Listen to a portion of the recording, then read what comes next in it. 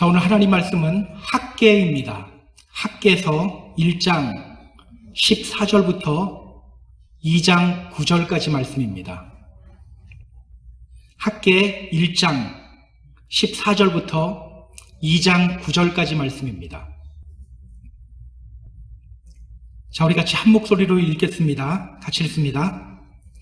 여호와께서 스알디엘의 아들 유다 총독 스룹바벨의 마음과 여호사닥의 아들 대제사장 여호수아의 마음과 남은 모든 백성의 마음을 감동시키매 그들이 와서 만군의 여호와 그들의 하나님의 전 공사를 하였으니 그때는 다리오 왕 제2년 여섯째 달 24일이었더라. 일곱째 달 곧 그 달 21일에 여호와의 말씀이 선지자 학개에게 임하니라. 이르시되 너는 스알디엘의 아들 유다 총독 스룹바벨과 여호사닥의 아들 대제사장 여호수아와 남은 백성에게 말하여 이르라.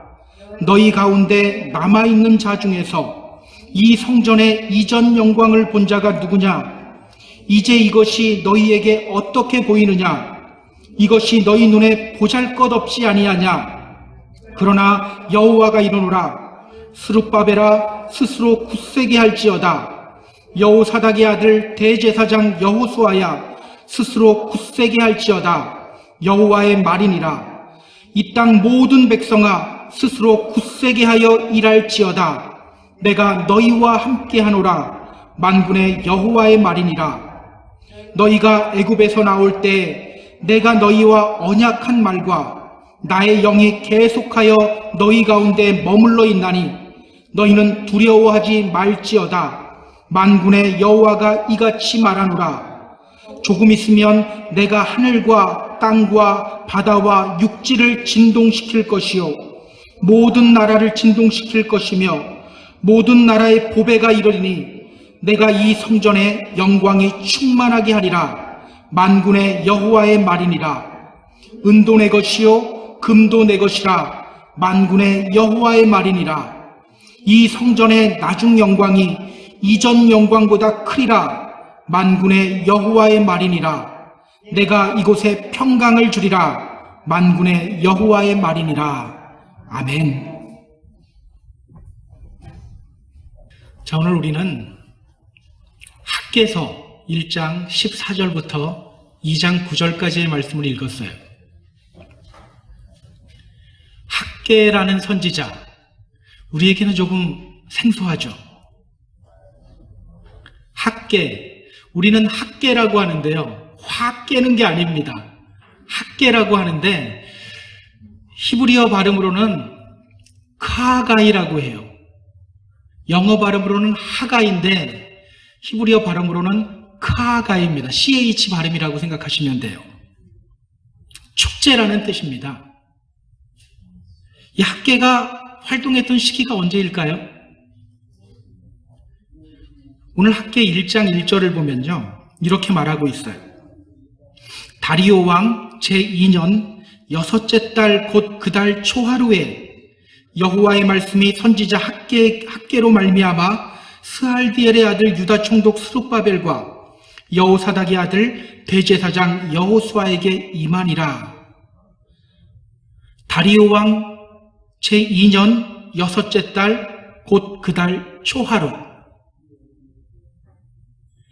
제가 학개에서 볼 때마다 느끼는 건데요, 그는 정말 이 날짜 관점이 정확했던 사람이었던 것 같아요. 항상 날짜를 정확하게 기입했어요. 성경은 말합니다. 다리오 왕 제2년 여섯째 달 초하루에 하나님의 말씀이 학개에게 임했다. 다리오 왕 제2년 여섯째 달 초하루에 하나님의 말씀이 학개에게 임했다. 그러니까 페르시아의 다리오 왕 제2년째 되는 해 6월 1일에 하나님의 말씀이 학개에게 임했다는 거예요. 이때는요, BC 520년경입니다. 그러니까 학개는요, BC 520년 6월 1일에 하나님으로부터 말씀을 받았고 선지자로 부름을 받은 거예요. 이때가 어떤 때일까요? 바벨론 포로기 이전일까요? 이후일까요? 이후입니다. 이후. 유다가 바벨론에 의해서 망하고 유대인들이 바벨론에 의해 포로로 잡혀갔다가 다시 유다 땅으로 돌아온 이후예요. 오늘 하나님은요, 선지자 학개를 통해서 바벨론으로부터 돌아온 유대인들을 향한 아주 특별한 메시지를 전하십니다. 오늘 하나님이 전하시는 메시지, 어떤 메시지일까요? 그리고 그 메시지가 오늘을 살아가는 우리들에게 전하는 것은 무엇일까요? 오늘 본문을 통해서 우리가 함께 살펴보도록 하겠습니다. 자, 본문으로 들어갈게요.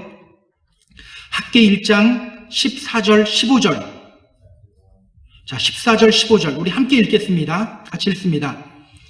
여호와께서 스알디엘의 아들 유다 총독 스룹바벨의 마음과 여호사닥의 아들 대제사장 여호수아의 마음과 남은 모든 백성의 마음을 감동시키심에 그들이 와서 만군의 여호와 그들의 하나님의 전 공사를 하였으니 그때는 다리오 왕 제2년 여섯째 달 24일이었더라. 자, 아까 학개가 하나님으로부터 말씀을 받은 날, 선지자로 임명받은 날, 그날이 몇 월 며칠이라고 했죠? 6월 1일이라고 했어요. 자, 오늘 성경은요, 또 다른 날짜를 우리에게 소개하고 있어요. 그날이 언제냐면 다리오 왕 제2년 여섯째 달 24일. 며칠입니까? 6월 24일. BC 520년 6월 24일. 여러분, 이 날짜를 머릿속에 지금 잘 넣어놔야 됩니다. 6월 24일. 자, 이 날이 어떤 날이라고 합니까? 여러분, 6월 24일이 제 생일이라서 넣어놓으라는 얘기 아닙니다. 예, 조금 이따가 알게 될 거예요. 자, 이 날이 어떤 날이라고 하죠?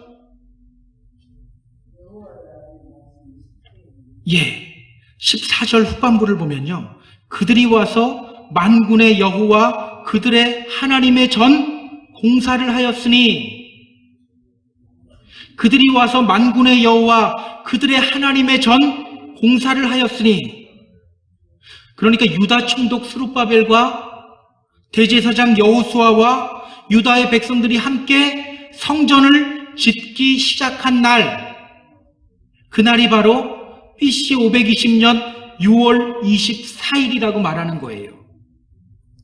그들은 6월 24일에 성전을 짓기 시작했어요. 성경은요, 이 날을 굉장히 의미 있는 날로 묘사합니다. 이 날이 왜 의미 있는 날일까요? 그것에 대해서 우리가 알려면 오늘 본문의 그 역사적 배경에 대해서 조금 살펴볼 필요가 있어요. 제가 간단히 설명할 건데 간단하게 설명하지만 간단하지는 않아요. 여러분, 그냥 옛날 이야기 듣듯이 그냥 들으시면 돼요. 그때가 뭐지? 뭐 이렇게 하지 않아도 되고 그냥 들으시면 됩니다. 옛날 이야기 듣듯이 들으시면 돼요. 통일왕국이었던 이스라엘은요, 솔로몬 이후에 두 나라로 분열이 돼요. 여로보암이 이끄는 북이스라엘과 르호보암이 이끄는 남유다, 이렇게 나뉩니다. 어디가 더 정통성이 있었을까요? 남유다. 솔로몬의 아들인 르호보암이 이끄는 남유다가 더 정통성이 있었어요. 북이스라엘의 왕들을 살펴보면요, 정말 어느 누구 하나 괜찮은 사람이 없었어요. 끊임없이 우상 숭배하면서 하나님을 향해 도발을 감행했어요. 결국 북이스라엘은 BC 722년에 아시리아, 성경에는 아수르라고 나옵니다. 아수르에 의해서 망합니다. 그런데 문제는요, 정통성 있는 남유다 역시 독인 객인이었다는 거예요. 간혹 하나님을 잘 섬기는 왕들이 있기는 했어요. 하지만 북이스라엘과 많이 다르지 않았어요. 결국 남유다도 BC 586년에 바벨론에 의해서 멸망당합니다. 성경을 보면요, 그때의 장면이 아주 처참해요. 하나님을 예배하는 이 예루살렘 성전이 바벨론에 의해서 완전히 짓밟혀 버립니다. 하다못해 성전을 바치고 있는 두 녹기등, 그 두 녹기등까지 바벨론은 다 뽑아서 바벨론은 다 가져가 버렸어요. 많은 사람들이 포로가 되어서 바벨론으로 잡혀갔습니다. 이때 유다의 왕이었던 시드기야, 어떻게 잡혀갔을까요? 두 눈이 뽑힌 채 사슬에 묶여서 바벨론으로 끌려갔어요. 너무너무 처참한 광경이죠. 그렇게 해서 그들은요, 바벨론에서 70년 동안 포로 생활을 보내야만 했습니다. 그제서야 그들은 정신 차리고 회개하기 시작합니다. 그러던 중 그들은 믿을 수 없는 소식을 들어요. 그때 당시에 이제 바벨론을 이기고 페르시아가 다시 이 패권을 장악하게 되는데, 그 페르시아의 고레스 왕이, 사이러스 왕이 칙령을 발표합니다. 어떤 칙령이냐면요, 너희 유대민족들 다시 너희 고향으로 돌아가서 성전 지어도 좋다, 이렇게 말했어요. 그들이 고향으로 돌아가도 좋대요. 어떻게 이런 일이 일어날 수 있었을까요? 성경은요, 이 모든 일이 다 하나님의 계획이었고 하나님이 고레스 왕의 마음을 움직였다고 말합니다. 그렇게 그들은요, BC 536년경에 예루살렘으로 돌아왔고 가장 먼저 성전을 건축하기 시작합니다. 야, 우리가 하나님 제대로 예배하지 않다가 이런 일 당했으니 우리 이제 성전 먼저 지어야 돼. 그리고 성전을 짓기 시작해요. 그 장면이 에스라서에 굉장히 자세하게 나와요. 그때의 장면을 에스라서 3장 11절은요, 이렇게 묘사하고 있어요. 이제 성전의 기초가 놓임을 보고 대성통곡하였으나 여러 사람은 기쁨으로 크게 함성을 지르니, 모여서 성전의 기초를 놓고 딱 놓는 순간 어떤 사람은 기쁨의 함성을 지르기 시작했고요, 또 어떤 사람들은 감격의 눈물을 흘리며 대성통곡을 하기 시작했어요. 이렇게 그들은 감격적인 순간을 맞이합니다. 드디어 우리가 성전을 짓는구나. 드디어 우리가 이제 하나님을 예배하고 하나님을 예배할 공간이 우리에게 생기는구나. 그런데요, 그들은 얼마 안 가서 성전 짓기를 포기해버립니다. 사마리아 사람들이 이 성전 짓는 것을 방해했거든요. 결국 이 성전 건축은 성전의 기초만 놓인 채 그냥 중단이 돼버려요. 얼마 동안 중단되었을까요? 16년. 누가 16년이라고 맞췄죠? 정확합니다. 16년이에요. 왜냐? 536년에 성전을 기초를 놨고요, 오늘 본문은 BC 520년이거든요. 16년 동안, 오늘 본문이 16년 후예요. 자그마치 16년 동안 중단이 되었던 겁니다. 그때 하나님이 학개 선지자를 통해서 너희들 다시 성전을 지어라 명령을 했고, 그들은 다시 힘을 내서 성전을 짓기 시작해요. 그 장면이 바로 오늘 아까 우리가 같이 읽었던 14절, 15절, 바로 이건 거예요. 그러니 이날이 얼마나 의미 있는 날입니까? 성전의 기초만 놓인 뒤에 16년 동안 방치되어 있었어요. 그 자리가 얼마나 흉물스러운 자리로 변해 있을까요? 아마 그 성전의 기초 위에 여러 잡풀들이 막 자라고 있었을 거예요. 그런데 그 위로 다시 성전이 올라가고 있는 거예요. 예전에 솔로몬이 성전을 완성했을 때 하나님이 그것 보며 얼마나 기뻐하셨습니까? 열왕기상 9장 3절을 보면요, 솔로몬이 성전을 완성했을 때 하나님이 그 성전을 보면서 이렇게 말씀하셔요. 내가 너의 건축한 이 전을 거룩하게 구별해서 나의 이름을 영영히 그곳에 두며 나의 눈과 마음이 항상 거기 있을 것이다. 이렇게 하나님이 기뻐하셨어요. 그렇게 하나님께 기쁨을 주었던 성전을 그들이 다시 짓기 시작하는 겁니다. 그러니 이 날은요, 아주 의미 있는 날이에요. 자, 그럼 우리 한번 생각해 봤으면 좋겠어요. 왜 하나님은 그들에게 다시 성전을 지으라고 명령하셨을까요? 16년 동안 성전 짓기를 포기하고 있어요. 그런 그들에게 하나님은 학개 선지자를 통해서 말씀하시는 거예요. 성전 다시 지어라.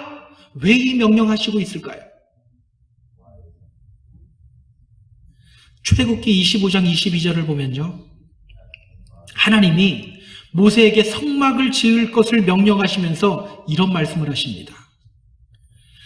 거기서 내가 너와 만나고 내가 이스라엘 자손을 위하여 내게 명령할 모든 일을 너에게 이룰 것이다.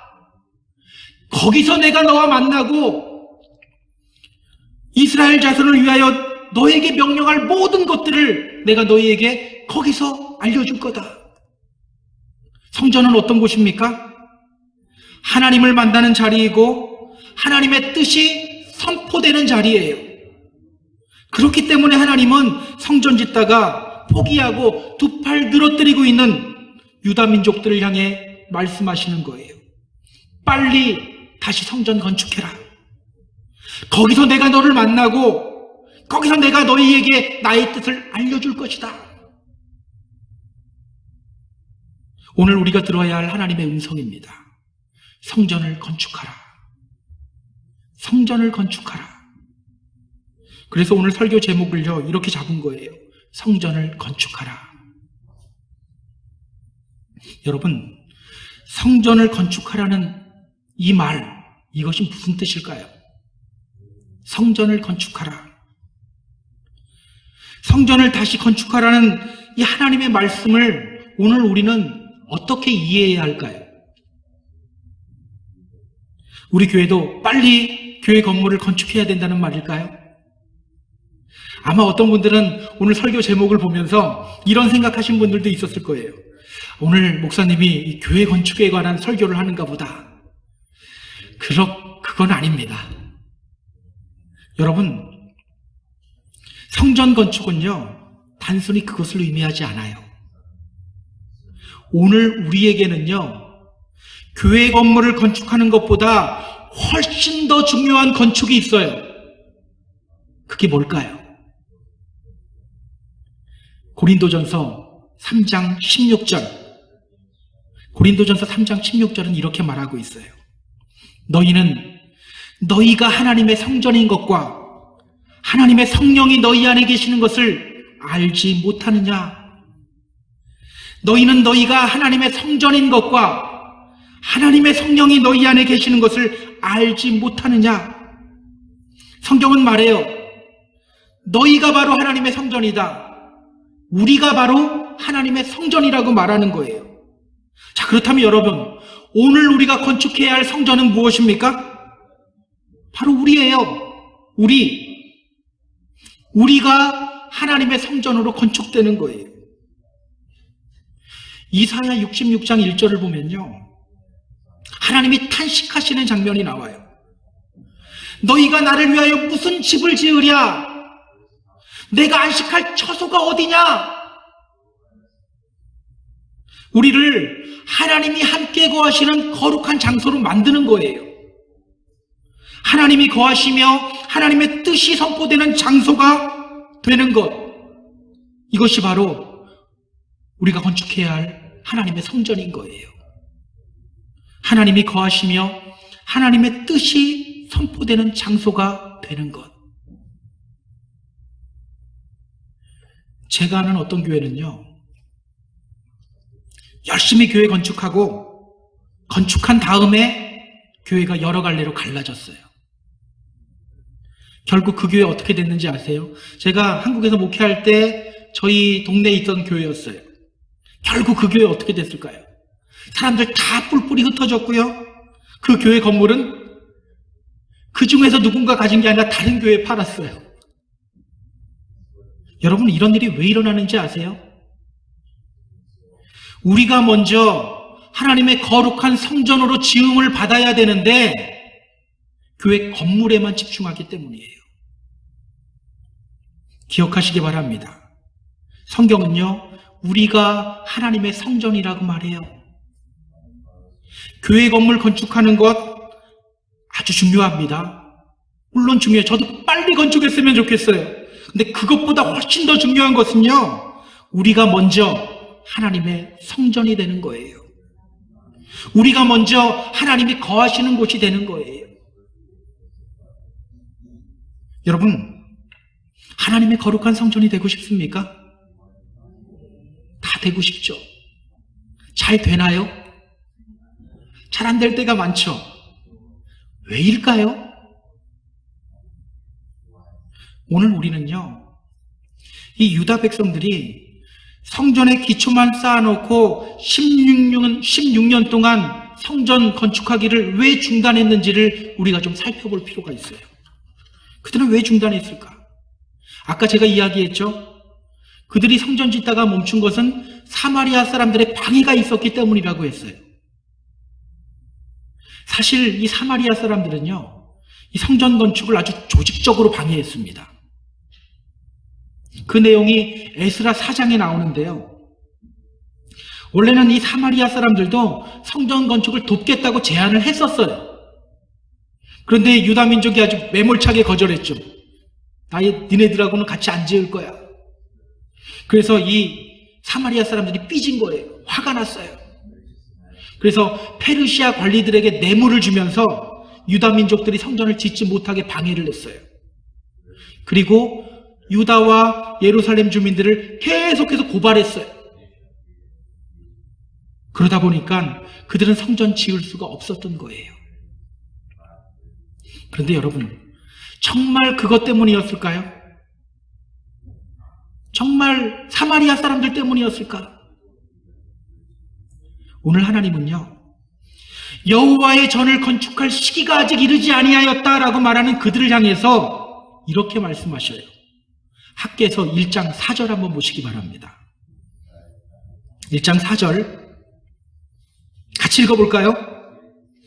이 성전이 황폐하였거늘 너희가 이때 판벽한 집에 거주하는 것이 옳으냐? 이 성전이 황폐하였거늘 너희가 이때 판벽한 집에 거주하는 것이 옳으냐? 여러분, 이 판벽한 집은요, 판자를 댄 집, 아니면 지붕이 덮인 집, 이것을 의미해요. 판자를 벽에 댔다라고 하는 것은요, 아주 화려하게 꾸민 집이라는 의미입니다.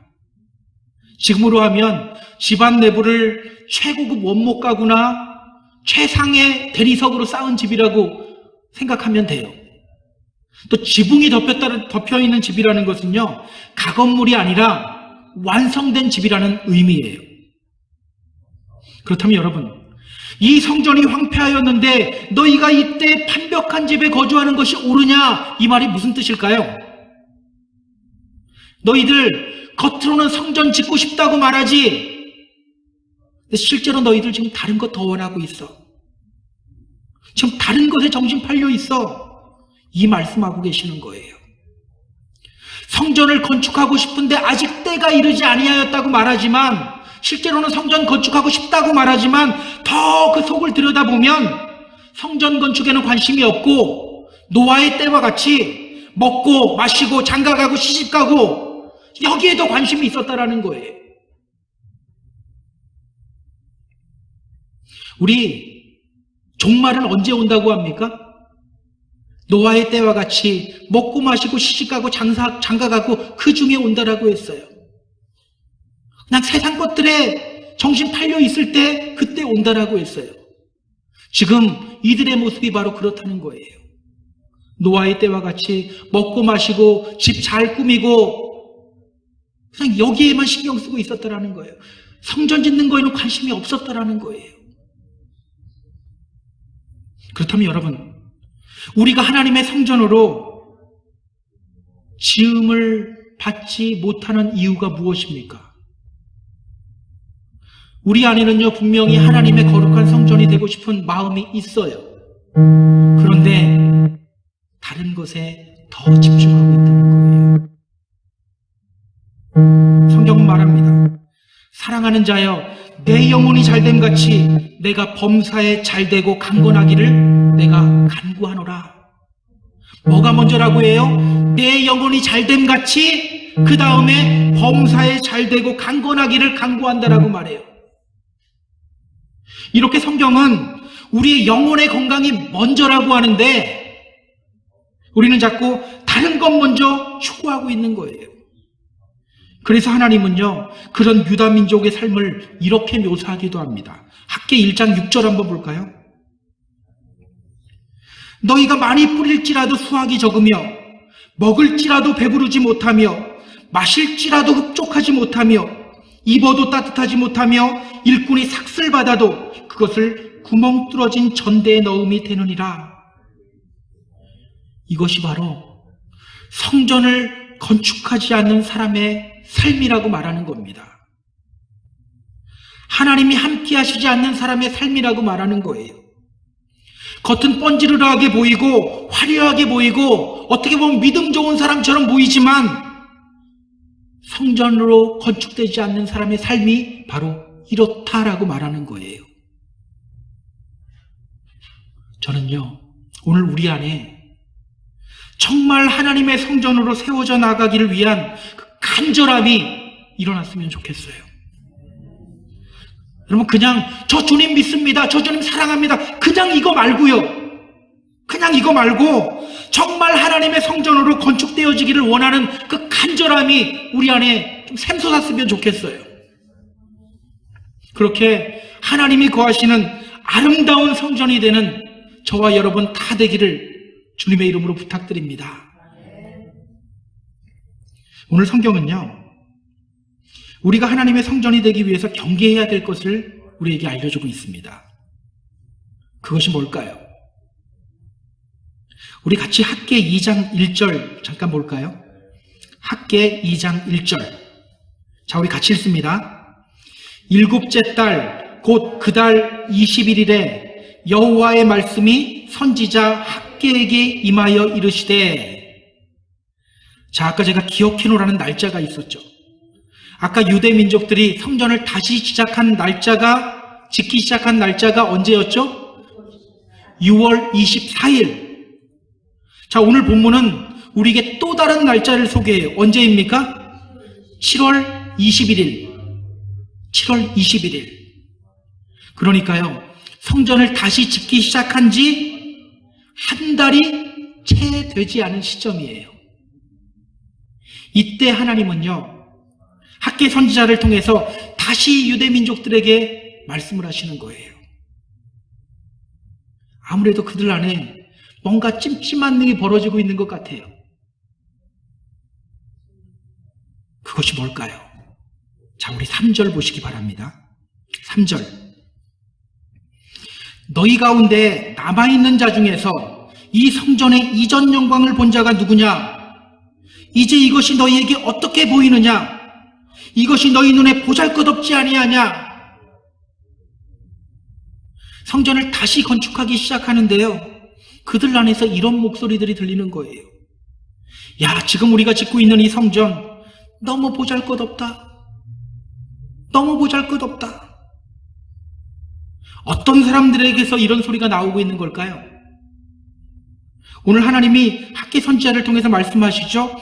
너희 가운데 남아있는 자 중에서 이 성전의 이전 영광을 본 자가 누구냐? 너희 가운데 남아있는 자, 이 성전의 이전 영광을 본 자, 바로 이 사람들이에요. 남아있는 자, 이 성전의 이전 영광을 본 자. 지금 그 사람들이 성전 짓는데 초치고 있는 거예요. 이들은 누구를 가리킬까요? 유대 민족이 바벨론의 포로로 몇 년 있었다고 했죠? 70년 있었다고 했습니다. 70년. 자, 그렇다면 예전 솔로몬이 지었던 성전, 솔로몬이 지었던 그 성전을 본 사람이 있었을까요? 없었을까요? 분명히 있었을 거예요. 또 직접 보지는 못했더라도 그 성전이 얼마나 화려하고 웅장했는지에 대해서 들었던 사람들도 분명히 있었을 거예요. 바로 그 사람들이에요. 실제로 요세푸스라는 역사가에 의하면요, 솔로몬이 지은 첫 번째 성전과 바벨론에서 바벨론 포로에서 돌아온 이후에 지은 두 번째 성전, 이 규모를 보면요, 딱 반밖에 안 돼요. 반이나 차이가 나요. 그럴 수밖에 없죠. 그전에는 나라가 최고 전성기였을 때인데, 막 다른 나라에서 막 자재까지 막 갖다 줄 때인데, 당연히 크게 지을 수 있죠. 지금은 포로로 잡혀갔다가 돌아온 지 그렇게 오래되지 않은 시점이에요. 그러니 그때 지은 성전 건물하고 지금 짓는 성전 건물하고는 상대가 안 될 수밖에 없어요. 그렇게 초라한 성전을 보면서 그들의 입에서 이런 소리가 나오고 있는 거예요. 야, 지금 우리가 짓고 있는 이 성전, 예전 솔로몬이 지었던 성전과 비교해보면 너무나도 초라하다. 이런 곳에 어떻게 하나님의 영광이 임할 수 있겠냐? 내가 그랬잖아. 아직 때가 이르지 않았다고. 더 있어야 된다고. 좀 더 번 다음에, 그 다음에 지어야 된다고 내가 말했잖아. 이런 말들이 흘러나오면서 겨우 마음 추스르고 성전 재건을 하고 있는 유대 민족들이 다시 힘이 빠지고 있었던 거예요. 그래서 오늘 하나님은 학개 선지자를 통해서 그들을 책망하고 있는 겁니다. 너희 가운데 남아있는 자 중에서 이 성전의 이전 영광을 본 자가 누구냐? 이제 이것이 너희에게 어떻게 보이느냐? 이것이 너희 눈에 보잘것없지 아니하냐? 야, 너희 중에서 전에 솔로몬 성전 본 사람 누구야? 다 나와! 이 성전이 너희 눈에 보잘것없이 보이냐? 내 눈에는 그렇게 안 보여. 지금 바로 이 말씀하고 계시는 거예요. 자, 오늘 하나님은 말씀하십니다. 4절. 자, 우리 4절 같이 읽어볼게요. 자, 같이 읽습니다. 그러나 여호와가 이르노라. 스룹바벨아, 스스로 굳세게 할지어다. 여호사닥의 아들 대제사장 여호수아야, 스스로 굳세게 할지어다. 여호와의 말이니라. 이 땅 모든 백성아, 스스로 굳세게 하여 일할지어다. 내가 너희와 함께하노라. 만군의 여호와의 말이니라. 지금 너희가 짓고 있는 이 성전, 어떤 사람들 눈에는 초라하게 보일지 모르지만 내가 보기에는 절대 안 그래.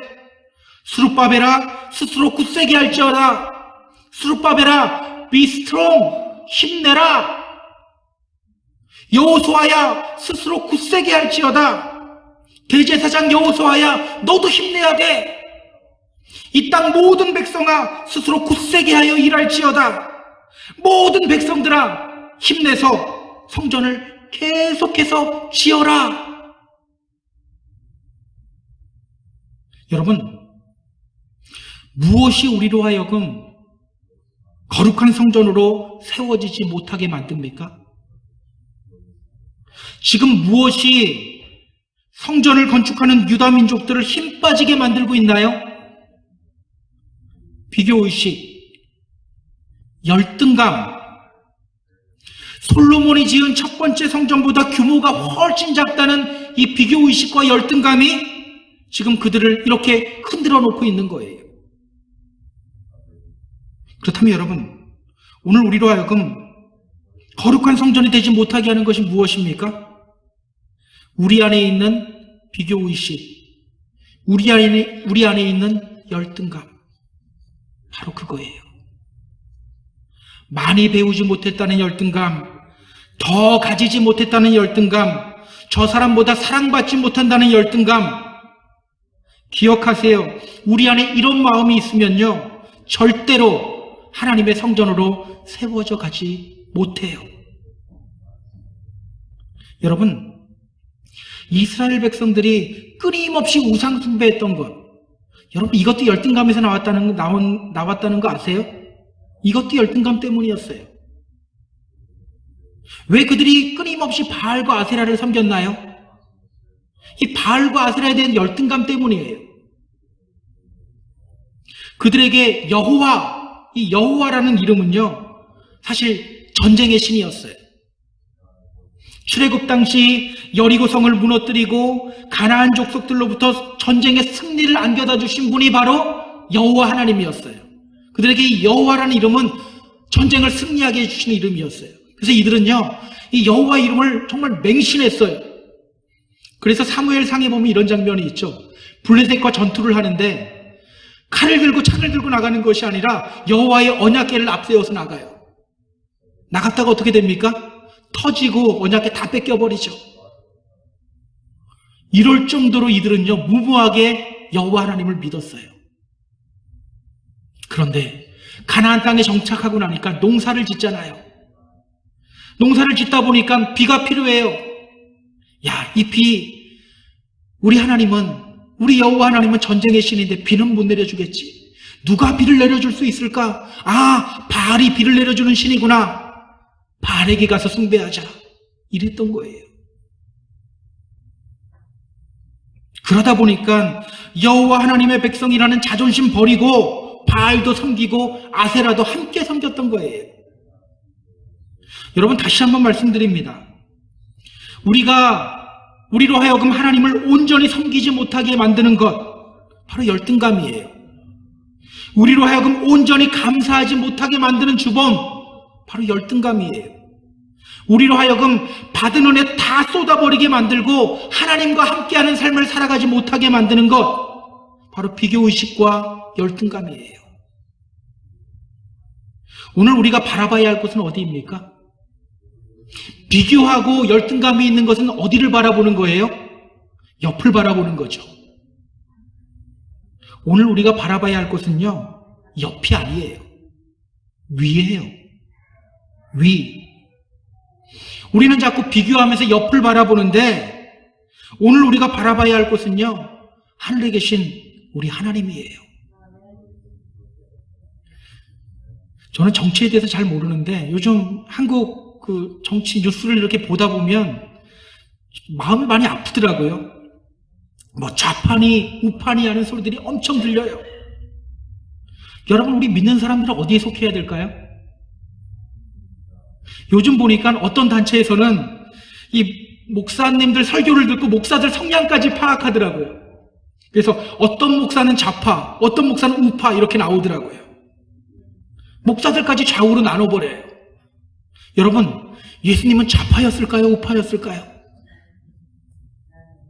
어느 것도 아니에요. 우리 예수님은요, 위파였어요. 위파. 그렇다면 여러분, 오늘 우리가 속해야 할 곳은 어디입니까? 위예요.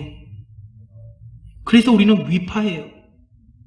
내가 보수적인 성향이 아무리 강하더라도 아닌 거는 아닌 거예요. 하나님의 뜻이 아닌 건 아닌 거예요. 우리는요, 하늘에 속한 사람이 되어야 돼요. 성경도 말하잖아요. 우리의 시민권은 하늘에 있는지라라고 말하고 있어요. 우리가 바라봐야 할 곳은요, 좌우가 아니에요. 내 옆에 있는 사람이 얼마나 잘 사나, 내 옆에 어떤 사람이 인정을 받고 있나, 사랑을 받고 있나, 이것이 아니라 위에 계신 하나님 바라봐야 되는 겁니다. 그래서 성경은요, 우리가 하나님의 거룩한 성전이 되기 위해서는 예수님께 속해야 한다고 말해요. 예수님께 속해야 한다. 우리 성경 좀 잠깐 찾아볼게요. 에베소서 2장 22절입니다. 에베소서 2장 22절. 중요하기 때문에 제가 좀 찾도록 하겠습니다. 에베소서 2장 22절. 자, 다 찾으셨으면 우리 같이 읽어볼까요? 같이 읽습니다. 너희도 성령 안에서 하나님의 거하실 처소가 되기 위하여 예수 안에서 함께 지어져 가느니라. 너희도 성령 안에서 하나님의 거하실 거룩한 처소가 되기 위하여 예수 안에서 함께 지어져 가느니라.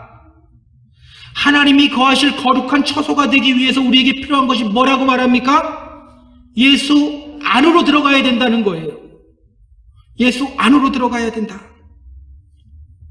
또 베드로전서 2장 5절은요, 이렇게 말합니다. 너희도 산돌같이 신령한 집으로 세워지고 예수 그리스도로 말미암아 하나님이 기쁘게 받으실 신령한 제사를 드릴 거룩한 제사장이 될지니라. 우리가 신령한 집으로 세워지는 길은 뭐라고 말합니까? 예수 그리스도로 말미암을 때래요. 우리 지난주 봤잖아요. 그 나쁜 삭개오가 예수님 만나고 나니까 어떻게 변합니까? 보는 눈이 달라져요. 가치관이 변해버려요. 예수님 만나니까 이런 일이 일어난다는 거예요. 여러분 기억하세요. 오늘 우리가 정말 하나님의 거룩한 성전으로 되어가는 것, 예수님 바라볼 때예요. 지난주 우리 삭개오 볼 때도 삭개오 안에 거룩한 간절한 마음이 있으니까 주님이 찾아오셨고 변했잖아요. 삭개오가 찾아간 게 아니에요. 삭개오는 간절한 마음만 있었을 뿐이에요. 그 마음이 있으니까 주님이 찾아오시고 변하게 되잖아요. 바로 이러한 일이 우리 가운데서도 일어나야 되는 거예요. 오늘 하나님은요, 성전을 다시 지을 것을 명령하시면서 이렇게 말씀하십니다. 7절 보세요.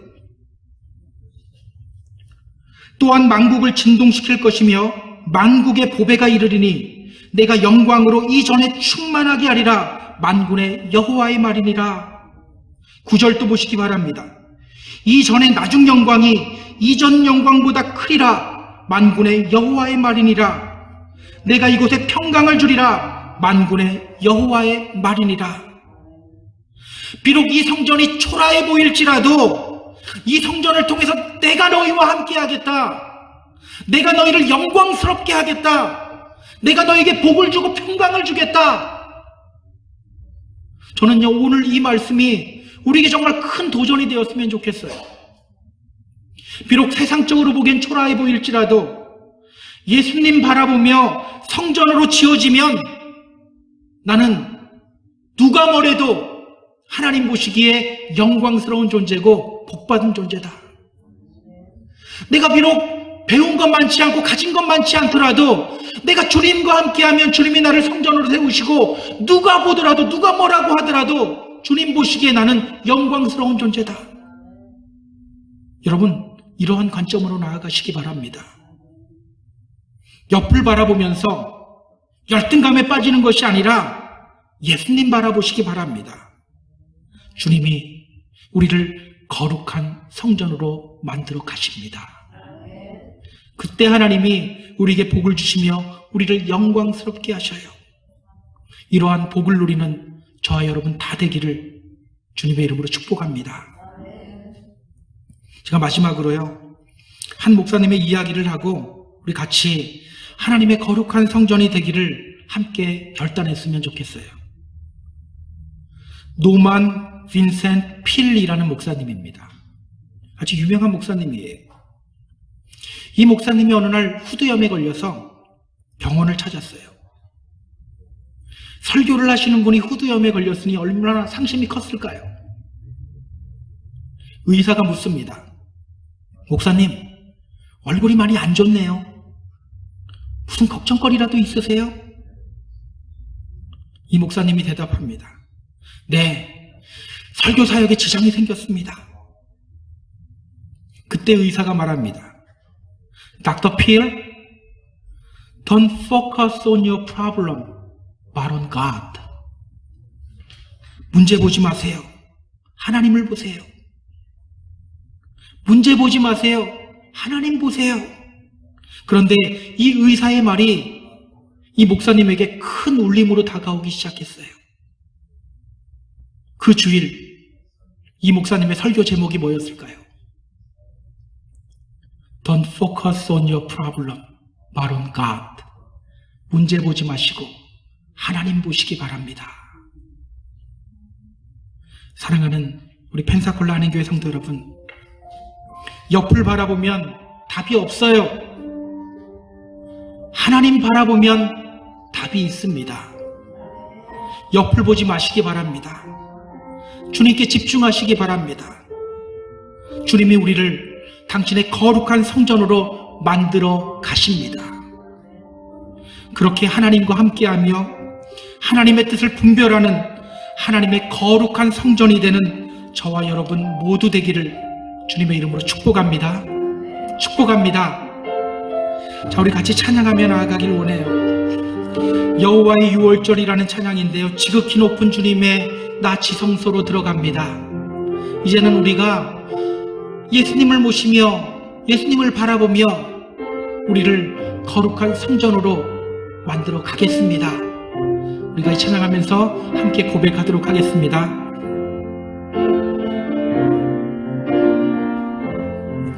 지극히 높은 주님의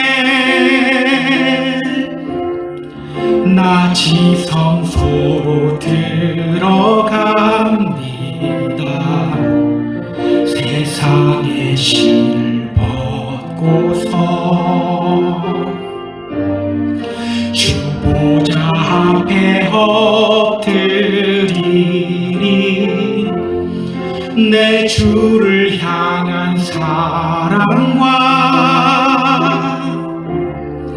그 신뢰가 사그러져 갈 때 하늘로부터 이곳에 장막이 덮이네.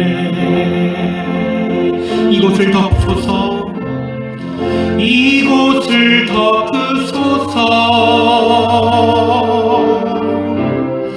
이곳을 비추소서. 내 안에 무너졌던 모든 소망 다 회복하리니 이곳을 지나소서, 이곳을 만지소서.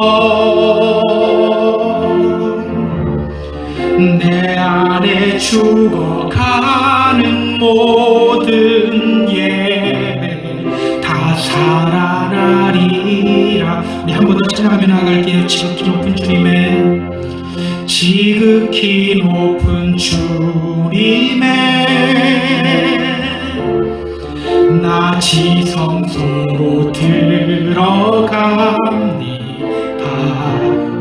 세상의 신을 벗고서 주 보좌 앞에 엎드리니 내 주를 향한 사랑과 그 신뢰가 사그러져 갈 때 하늘로부터 이곳에 장막이 덮이네. 이곳을 덮으소서, 이곳을 덮으소서, 이곳을 비추소서. 내 안에 무너졌던 모든 소망 다 회복하리니 이곳을 지나소서, 이곳을 만지소서. 내 안에 죽어가는 모든 예배 다 살아나리라. 자, 이 시간 우리 함께 기도하며 나아갈게요. 이 시간 기도할 때 주님은 우리를 하나님의 거룩한 성전으로 세워주셨는데 오늘 우리는 성전을 짓지 않고 그냥 판벽한 집에 거주하는 것, 여기에 신경 쓰고 있었는지도 모릅니다. 주님, 이제는 우리가 하나님의 거룩한 성전으로 세움받는 그 길로 나아가길 원합니다. 옆을 바라보지 않고 오직 위에 계신 주님 바라보면서 우리가 하나님의 성전으로 온전히 세움받아지기를 원합니다. 우리가 함께 이 시간 기도하며 나아갑니다. 기도합니다.